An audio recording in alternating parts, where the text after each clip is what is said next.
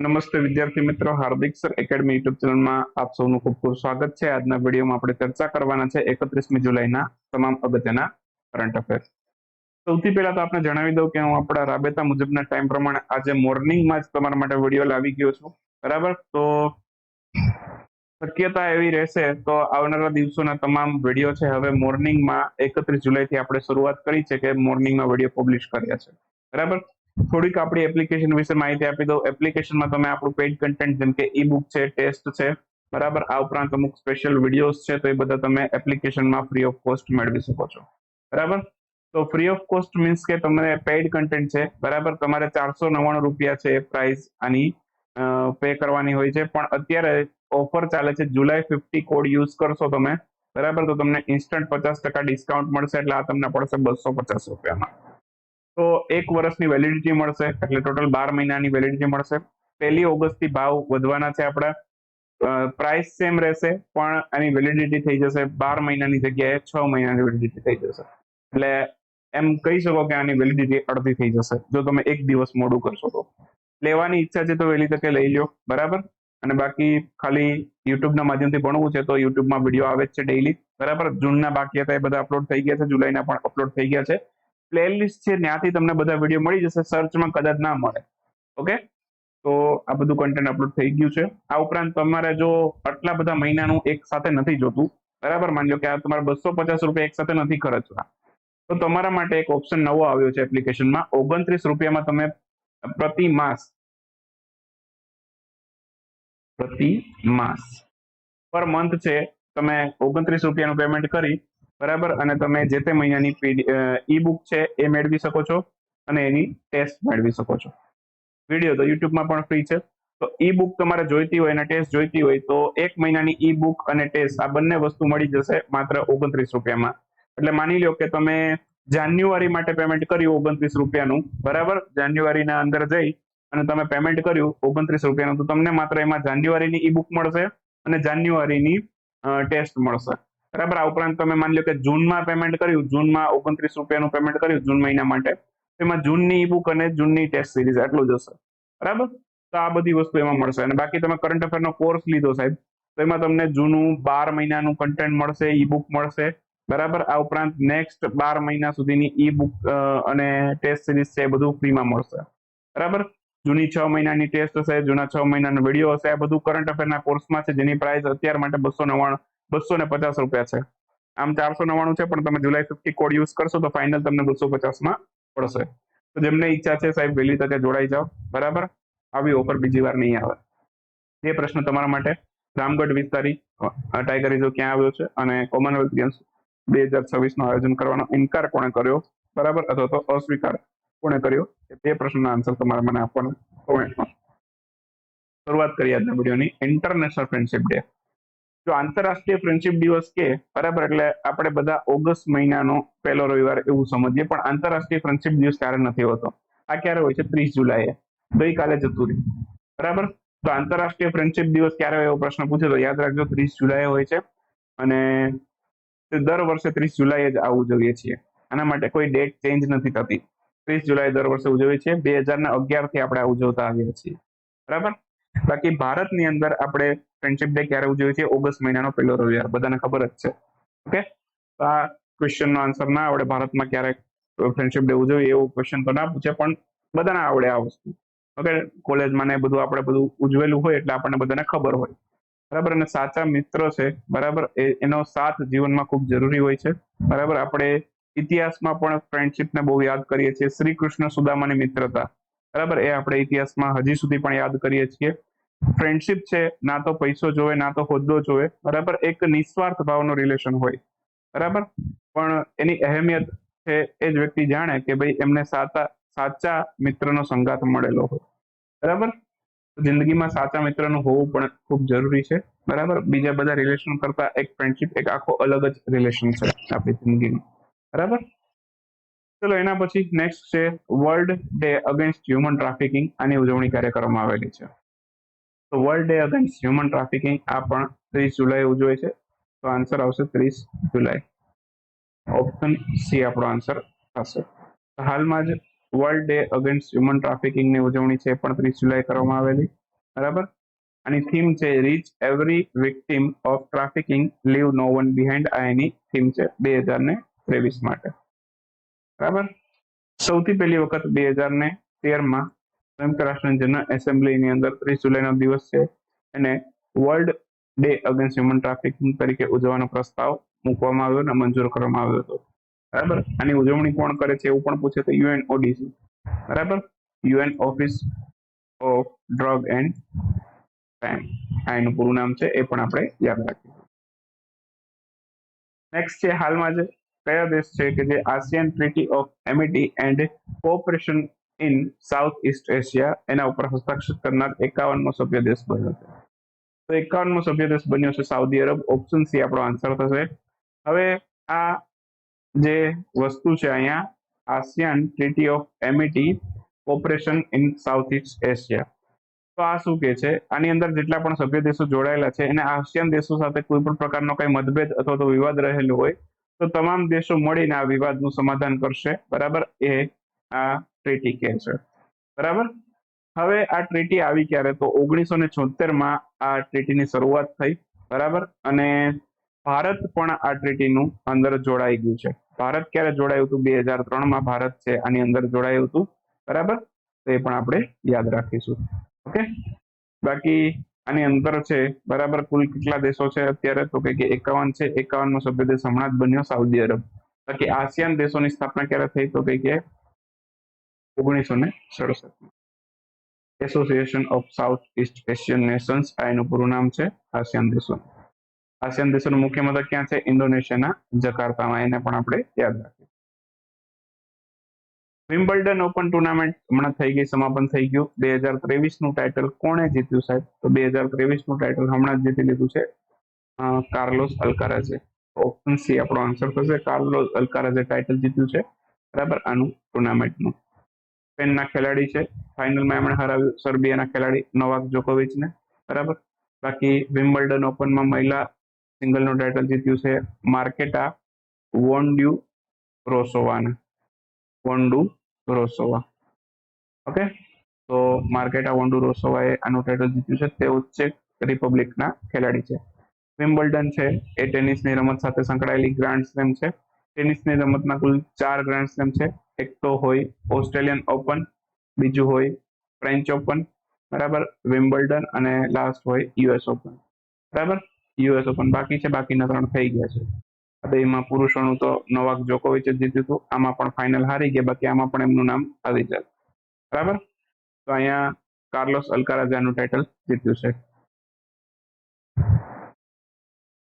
કહેવત હતી બધી બાજુ ડોસીમાં ડાળિયા નો આપે ને, એવું થોડુંક અહીંયા નોવાક જોકોવિચને એવું કહી શકીએ. બરાબર ને. ચાલો, એના પછી આમણે કોને હરાવ્યું? ચેક રિપબ્લિકના ખેલાડી, એમણે ટાઇટલ જીત્યું મહિલા સિંગલનું, માર્કેટા વોન્ડુ રોસોવાએ.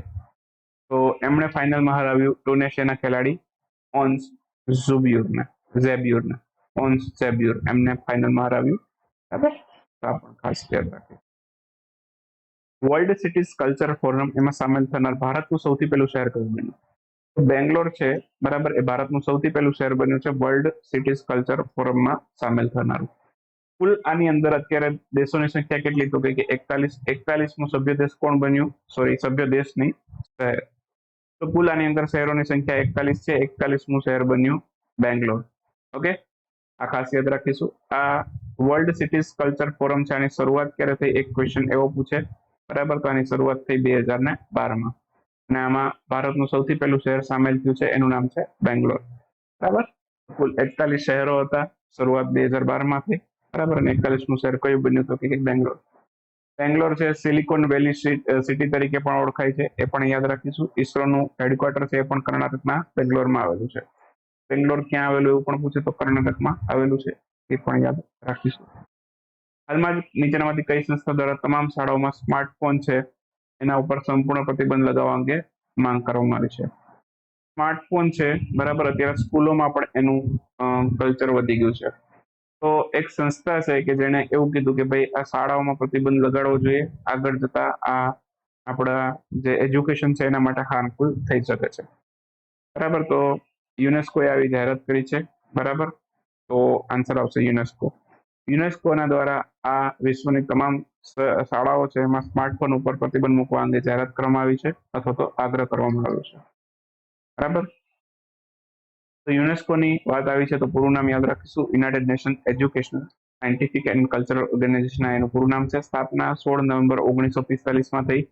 મુખ્ય મથક ફ્રાન્સના પેરિસમાં આવેલું છે. આ યુનેસ્કોની વાત થઈ ગઈ. ચલો એના પછી નેક્સ્ટ છે, હાલમાં જ પ્રધાનમંત્રી નરેન્દ્રભાઈ મોદી દ્વારા કયા દેશને 13મા બંધારણ સુધારા લાગુ કરવા અંગે આગ્રહ કરવામાં આવે છે? પ્રધાનમંત્રી એમ કીધું શ્રીલંકાના રાષ્ટ્રપતિને કે તમે 13મો બંધારણ સુધારો છે લાગુ કરો. હવે 13મો બંધારણ સુધારો લાગુ કરો એટલું ભાઈ બોલ્યા તો આપણને 13મો બંધારણ સુધારો છે એના હિસ્ટ્રી જે છે એમાંથી કઈ પણ ક્વેશ્ચન પૂછી શકે. 13મો બંધારણ સુધારો શ્રીલંકાની અંદર છે એને લાગુ કરવા માટે કીધું છે પ્રધાનમંત્રી મોદી સાહેબે. તો હવે એની હિસ્ટ્રી આપણે સમજવી પડશે. એના પહેલા આપણે આન્સર જોઈ લઈએ. શ્રીલંકા. આન્સર આવશે શ્રીલંકા. શ્રીલંકાના રાષ્ટ્રપતિને કીધું કે ભાઈ તમે 13મો બંધારણ સુધારો લાગુ કરો, નહીતર મજા નહીં આવે. બરાબર. શું છે 13મો બંધારણ સુધારો? તો શ્રીલંકાની અંદર જે આ તમને લાલ કલરનો ભાગ જોવા મળે ને ત્યાં આપણા ઇન્ડિયન તમિલ લોકો અથવા તો તમિલ લોકોની વસ્તી વધારે છે. અને તમિલ ગ્રુપ છે આપણા તમિલનાડુ સાથે પણ સંકળાયેલું છે. બરાબર. અને તમિલ લોકો છે બરાબર એનો ભારત સાથે જોડાણ પણ છે. તો એમની વસ્તી આટલા ભાગની અંદર ખૂબ વધારે છે, પણ એ લોકો ત્યાં શ્રીલંકાની અંદર એઝ અ માઇનોરિટી રહે છે. ભારતમાં માઇનોરિટી તરીકે કોણ છે? મુસ્લિમ છે, શીખ છે, જૈન છે, બુદ્ધ છે. આ બધા ભારતની અંદર માઇનોરિટી તરીકેના લોકો છે. બરાબર. આપણામાં સૌથી વધારે વસ્તી હોય તો આપણા હિન્દુ લોકોની છે. ઓકે. એવી જ રીતે શ્રીલંકાની અંદર સૌથી વધારે વસ્તી હોય તો સિંહલ લોકોની વસ્તી છે સૌથી વધારે છે. એમની ભાષા છે એ ભાષાને નામ કહેવાય સિંહલા ભાષા કહેવાય અથવા તો સિંહલી ભાષા કહેવાય. બરાબર. તો હવે વાત કરીએ આની. બરાબર. જ્યારે 1998માં શ્રીલંકાનું બંધારણ આવ્યું. બરાબર. 1998માં 98 નહીં 78 શ્રીલંકાનું બંધારણ આવ્યું. એ વખતે શ્રીલંકાની અંદર એકાત્મક સરકાર હતી. એટલે એમાં તમામ સત્તા કોની પાસે હતી? તો કે સેન્ટર પાસે, કેન્દ્ર પાસે હતી. કેન્દ્ર સરકાર પાસે તમામ સત્તા હતી. તો શ્રીલંકા છે બરાબર, ત્યાં ઘણા સંઘર્ષો થયા. ત્યાં તમિલ લઘુમતી છે એ ઉત્તર અને પૂર્વીય પ્રાંતમાં વસતી હતી. એમની ઉપર સંઘર્ષો વધારે થયા. પરિણામે ગૃહ યુદ્ધ પણ થયા. બરાબર. અને છેલ્લે અંતે 1987 ની અંદર છે ભારતના વડાપ્રધાન એ સમયના રાજીવ ગાંધી હતા અને ત્યાં શ્રીલંકાના રાષ્ટ્રપતિ હતા JR જયવર્ધને. બંને વચ્ચે છે એક સમજૂતી કરાર થયા. એમના બંને વચ્ચે એક હસ્તાક્ષર થયા. એના પરિણામે એક બંધારણ સુધારો આવ્યો શ્રીલંકાની અંદર. અને એ શ્રીલંકાની અંદર જે બંધારણ સુધારો આવ્યો એને કીધો 13મો બંધારણ સુધારો. ક્યારે આવ્યો? તો કે 1987માં. આ ખાસ આટલું ખાસ યાદ રાખજો. આટલી વસ્તુ તમને ક્લિયર થઈ જવી જોઈએ. પહેલા 78માં શ્રીલંકાનું બંધારણ આવ્યું. એકાત્મક સરકાર હતી. તમિલની લઘુમતીની જે વસ્તી હતી શ્રીલંકામાં એને થોડીક તકલીફ પડી. ગૃહયુદ્ધ થયા. પરિણામે 1987 ની અંદર છે રાજીવ ગાંધી અને ત્યાંના રાષ્ટ્રપતિ JR જયવર્ધને બંને વચ્ચે સમજૂતી કરાર થયા. પરિણામે 13મો બંધારણ સુધારો આવ્યો. તો 13મો બંધારણ સુધારો શું કહે છે એની વાત કરી લઈએ. તો એક તો છે શ્રીલંકાની અંદર છે સિંહલ ભાષા છે એ તો ઓફિશિયલ લેંગ્વેજ છે ત્યાંની, પણ એની સાથે તમિલ અને અંગ્રેજી છે એને પણ ઓફિશિયલ લેંગ્વેજ ગણવી. બરાબર. આ ઉપરાંત છે જે પૂર્વીય અને ઉત્તર પ્રાંતો છે શ્રીલંકાની અંદર, આ જે પ્રાંતો છે જે લાલ અક્ષર દેખાય છે ત્યાં કટોકટી લગાડેલી હતી. એ કટોકટીને 15 ઓગસ્ટ 1987 સુધીમાં છે દૂર કરી દેવી. બરાબર. અને બાકી કેન્દ્ર સરકારની શક્તિ છે એનું વિવિધ રાજ્યમાં વિભાજન કરી દેવું. એટલે કે થોડીક રાજ્ય પાસે પણ સત્તા આવી જવી જોઈએ. બરાબર. આ બધા એની અંતર્ગત સુધારાઓની જોગવાઈ કરી. વાતો તો કરી લીધી સાહેબ, પણ એ લોકો કહીને ભૂલી ગયા. બરાબર. પછી અમલ ના થયો. તો હવે ભારતના પ્રધાનમંત્રી નરેન્દ્રભાઈ મોદીએ કીધું કે આનો અમલ કરો. બરાબર. કહીને પછી ભૂલી ગયા અથવા તો લાગુ ના કર્યું બરાબર વ્યવસ્થિત રીતે. તો હવે આને પ્રધાનમંત્રીએ એવું કીધું કે આ વ્યવસ્થિત લાગુ કરો, અમારા તમિલની લોકો છે એને તકલીફ પડી રહી છે. તો એના પાછળ આપણે આખી હિસ્ટ્રી સમજવી પડે. એમાંથી કઈ પણ ક્વેશ્ચન આવી શકે. 83માં ગ્રાન્ડ માસ્ટર કોણ બન્યું? આદિત્ય સામંત 83માં ગ્રાન્ડ માસ્ટર બન્યા. ઓપ્શન બી આપણો આન્સર થશે. ચેસની રમતમાં કોઈ ગ્રાન્ડ માસ્ટર ક્યારે બને સાહેબ? તો કે 2500 નો સ્કોર હાસિલ કરે ત્યારે એ ગ્રાન્ડ માસ્ટર બને આંતરરાષ્ટ્રીય સ્તર ઉપર. બરાબર, આંતરરાષ્ટ્રીય સ્તર ઉપર છે. બરાબર, કોઈ ગ્રાન્ડ માસ્ટર બનવા માટે 2500 નો સ્કોર હાસિલ કરે, બરાબર, તો એ ગ્રાન્ડ માસ્ટર બને. 83માં ગ્રાન્ડ માસ્ટર બન્યા આદિત્ય સામંત. એમની પહેલા 82માં ગોપાલા પ્રણીત, 81માં સાયંતન દાસ, 80માં બન્યા હતા વિઘ્નેશ એનઆર. બસ એટલા 4-5 યાદ રાખો, છેલ્લા વાંધો નહીં આવે. સૌથી પહેલા ગ્રાન્ડ માસ્ટર હતા વિશ્વનાથ આનંદ. સૌથી પહેલા મહિલા ગ્રાન્ડ માસ્ટર કે તો કોનેરુ. આ બધાને ખાસ યાદ રાખવાના આપણે. બરાબર, વાત કરી લઈએ અગત્યના વન ક્વેશ્ચનની. સૌથી પહેલો ક્વેશ્ચન આજના વિડીયોમાં. હાલમાં કેરળના ત્રિશુર ખાતે કઈ કંપની પીપીપી મોડેલ હેઠળ છે અટલ ટિંકરિંગ લેબ છે એનું નિર્માણ કરવામાં આવી રહ્યું છે? નીતિ આયોગનો ટાર્ગેટ હતો કે 10,000 અટલ ટિંકરિંગ લેબ ભારતમાં ખોલવી, જે નીતિ આયોગે ખોલી લીધી. બરાબર, હવે અહીંયા પીપીપી મોડેલ હેઠળ છે અટલ ટિંકરિંગ લેબ છે એ ઓપ્પો ઇન્ડિયા છે કેરળના ત્રિશુર ખાતે ખોલી રહ્યું છે. તો આન્સર આવશે ઓપ્પો ઇન્ડિયા.